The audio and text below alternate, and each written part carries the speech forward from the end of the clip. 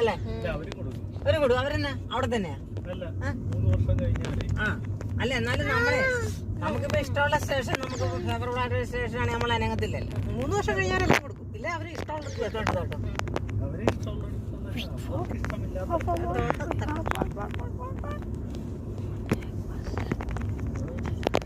നിങ്ങളെപ്പോലെ കയറിയവര് വരുന്നല്ലേ മേധാവികളൊക്കെ?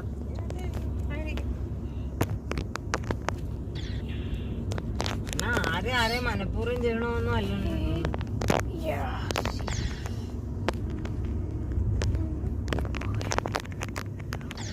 കുറച്ചുകൂടിയൊക്കെ മനസാക്ഷിയോടെയൊക്കെ ചെയ്യാവുന്ന.